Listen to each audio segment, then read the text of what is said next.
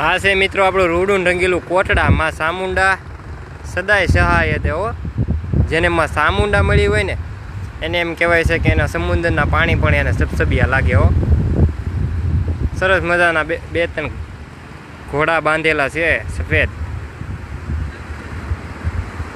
એક અહીંયા છે મિત્રો, ભાવિ ભક્તો બધા દર્શને આવેલા છે. અહીંયા સબૂતરો છે અને અહીંયા પૂરેપૂરી સુવિધા છે મિત્રો. જય માં ચામુંડા મિત્રો. તો ઊંચા કોટડાના તમે દર્શન કરો અને આનો નજારો જ કંઈક અલગ છે મિત્રો. તમે જોઈ શકો છો કે પબ્લિક પણ આવેલું છે અત્યારે દર્શન કરવા માટે. અને માં ચામુંડાનું મંદિર છે,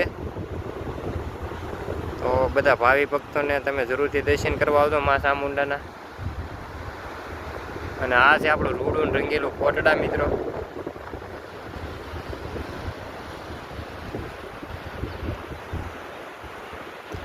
આજે આપણે જવાનું છે આ સાઈડ. જો આ સાઈડ ખતરો તો ખેલવાનો જ હોય આપણે, તમને ખબર જ છે કે આપણે ખતરોના ખેલાડી છીએ. દરિયો પણ ભરેલો છે, ભરતી થઈ ગયેલી છે અને મોજા ઉતરે છે એક નંબર. દરિયાની કંઈક મજા જ અલગ છે મિત્રો.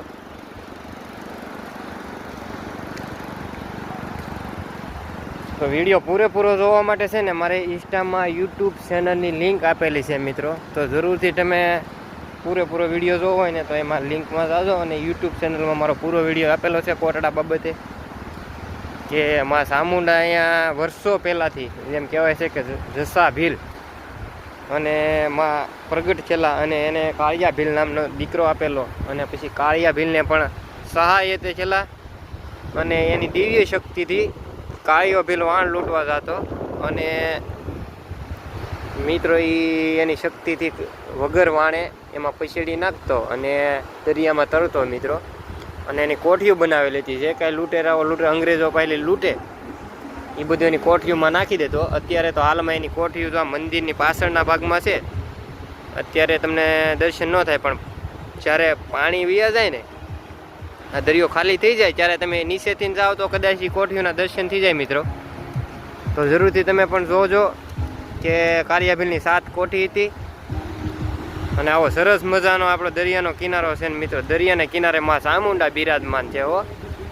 અને જેમ મારી માં ચામુંડા મળી હોય ને એવા હાથ સમુદ્ર સૂઈ ગયેલી હોય, કહેવાય છે કે પી ગયેલી હોય માં ચામુંડા. અને એ સહાય તે થાય તો મિત્રો એનો નજારો જોવા લાયક થાય હો. અને અહીંના માણસોને તો માં ચામુંડાની દયા થઈ ગઈ. તમે જો ધંધો આઈનો બની ગયો એને, બધી પ્રગતિ. અને ચૈત્રી પૂનમ જેવો આવે છે ને હનુમાનજીનું, ત્યારે તો મિત્રો અહીંયા પબ્લિક તમારે કોઈ સીમા બારું થાય છે અને દર્શન માટે આવે છે મિત્રો. અને બધી મોજું માને છે. તો આ એ મંદિર છે મિત્રો.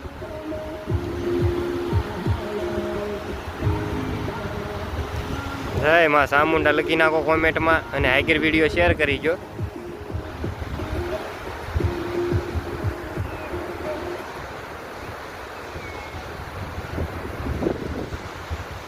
અને આ સબૂતરો છે મિત્રો. અહીંયા પશુ પક્ષી પણ ભૂખા તરસા નજર રહેતા. અહીંયા આખો દિવસ ભોજન પણ તમને મળી રહેશે. બધી સુવિધા છે મિત્રો અહીંયા ભરપૂર. તો જરૂરથી તમે પણ દર્શન કરવા આવજો.